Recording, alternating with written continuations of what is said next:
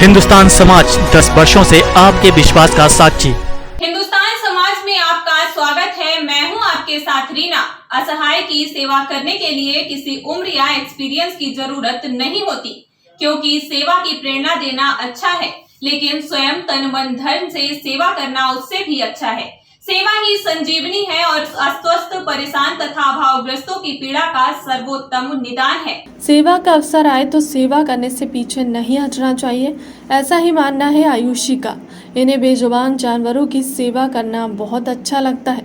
वह इसके लिए किसी भी तरह का श्रेय भी नहीं चाहती, लेकिन यह बताना बहुत ज़रूरी है कि वह जॉब करती हैं और हर महीने अपनी सैलरी में से लगभग 15 से 20 हज़ार रुपये बेजुबान जानवरों और गायों की सेवा के लिए खर्च करती हैं। उनकी उम्र 25 साल है। वह सिर्फ सेवा का काम ईमानदारी से करना चाहती हैं। जब वह हिंदुस्तान समाज की टीम के निगाहों में आई तो उनके सेवा भाव को देखकर लगा कि उनका यह जज्बा लोगों के सामने आना चाहिए। पेश है उनसे बातचीत। नमस्कार, मैं हूं धर्मेंद्र तोमर। आप देख रहे हैं हिंदुस्तान समाज। आज हमारे बीच ऐसी गौसेवक मौजूद हैं जो नौकरी करते हुए उस नौकरी का पारिश्रमिक जो उनको महीने का मिलता है, उस पारिश्रमिक का काफ़ी कुछ हिस्सा गौशाला में दान करते हैं। उनको इस तरह की प्रेरणा, पशुओं से प्रेम की प्रेरणा कहाँ से मिली, आइए उन्हीं से जानते हैं कुछ उनके बारे में और पशु प्रेम के बारे में। आरुषि जी, आप बताएं कि आपको ये जो गौ की सेवा और जो पशुओं की सेवा करने की प्रेरणा मिली, वो आपको कैसे मिली? Thank you so much uncle ये अपॉर्चुनिटी देने के लिए। तो मैं ये बोलूँगी, पहले हमने शुरू किया, हमारे घर के सामने एक बच्चियाँ थी, उसको जो जंगली कुत्ते होते हैं वो काट रहे थे। तो फिर मेरे भाई ने उनको रेस्क्यू किया। उसके साथ एक और बच्चा हमारे घर के बाहर बैठा रहा रात भर। तो वो बच्चियाँ तो हम नहीं बचा पाए। हमने बहुत कोशिश की, गीता सुनाई, सब कुछ किया, लेकिन अब भगवान के हाथ में था तो हम नहीं बचा पाए। फिर लेकिन जो बच्चा था वो हमारे घर पे बैठा था। फिर वो अगले दिन आने लगा, ऐसे आने लगा। तो हमने पहले रोटी दी, फिर 10-10 किलो खरबूजे, खीरे और तरबूज खिलाए, उससे भी नहीं पेट भरता उनका। तो हमने भूसे खुद सानी बना के खिलाना शुरू किया। फिर उसके बाद 1 आया, 2 आया। फिर हमारे पास हाल फिलहाल में सिचुएशन ऐसी थी कि हमारे पास 10-15 घर के बाहर थे और मेरा भाई खुद रात में जाके उनको खिलाने जाता था। वहाँ पे थोड़ा डिस्टेंस पे है, उनको खिलाने जाता था। फिर गाय के साथ साथ हम लोग डॉग्स भी थे जो स्ट्रे डॉग्स से बीमार थे, उनकी भी सेवा, उनका भी ध्यान रखना हमने शुरू कर दिया। तो अभी यही है कि तभी से हम लोग के अंदर मतलब जानवरों के लिए, इंसानों के लिए, मतलब जो ज़रूरत में है उसकी मदद करने का हम लोग के अंदर भाव आया है। आरुषि जी, आपका पशुओं से प्रेम काफ़ी सराहनीय और वंदनीय है। आप छोटी सी उम्र में इस सेवा भाव का कार्य कर रही हैं। मैं आपसे चाहता हूं कि आप लोगों को इस बारे में कुछ संदेश दें, ताकि लोगों में भी पशुओं के प्रति मानवता और इंसानियत जागृत हो।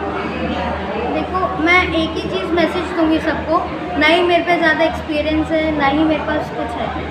इंसान का पैसा आता है और चला जाता है, इंसान नहीं देख पाता है।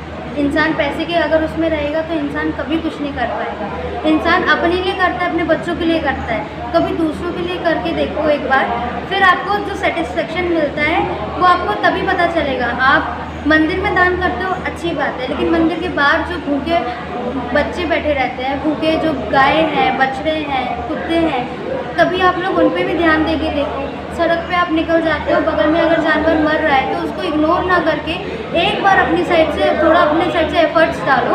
आप नहीं कर पाओ तो आजकल इंटरनेट पे सब मिलता है, और ऐसा कोई इंसान नहीं है जो मोबाइल यूज़ नहीं करता, जो इंटरनेट यूज़ नहीं करता। एक बार फ़ोन पे इंटरनेट को सही तरीके से यूज़ करके अगर किसी की मदद आ पा रहे हो तो प्लीज़ वो मौका मत छोड़ना। पैसा चला जाएगा, ये सब आपके साथ रहेगा लाइफ टाइम के लिए। वर्तमान में निवास कहाँ है?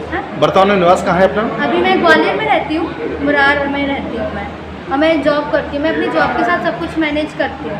तो मैं यही चाहती हूँ कि जब मैं मैनेज कर सकती हूँ अपनी 9 to 6-7 जॉब के साथ, तो मेरे ख्याल से मुश्किल नहीं है।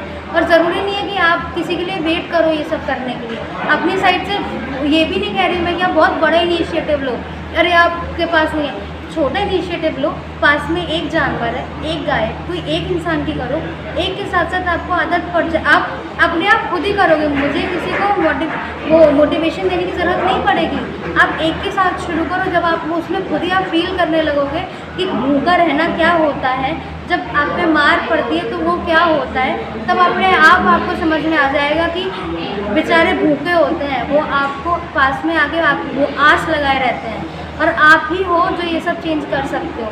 जानवर नहीं चेंज कर पाएगा, कोई वो नहीं चेंज कर पाएगा, आप ही हो, आप ही इतने कैपेबल हो खुद में, जो आप एक स्टेप लोगे। और आप, मैं नहीं कह रही आप इंडिया लेवल पे करो या ग्लोबल लेवल पे करो, नहीं, आप एक छोटे लेवल पे करो, जितना आप कर पाओ उतना करो।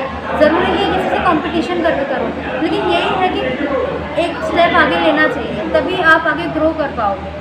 वरना आप एक जगह सीमित रहोगे तो आप किसी भी जगह, चाहे आप जॉब करो, चाहे आपका खुद का बिजनेस हो, या आप किसी एनजीओ के लिए काम करो, या खुद कुछ करो, एक स्टेप आगे नहीं लोगे तब तक आप आगे नहीं ग्रो कर पाओगे। यही बोलना चाहूँगी, इस पर थोड़ा धन्यवाद आरुषि जी। हमें उम्मीद है आरुषि जी ने जो संदेश लोगों के लिए दिया है उससे लोगों को पशु प्रेम की ओर लोग जागृत हों। बहुत बहुत धन्यवाद।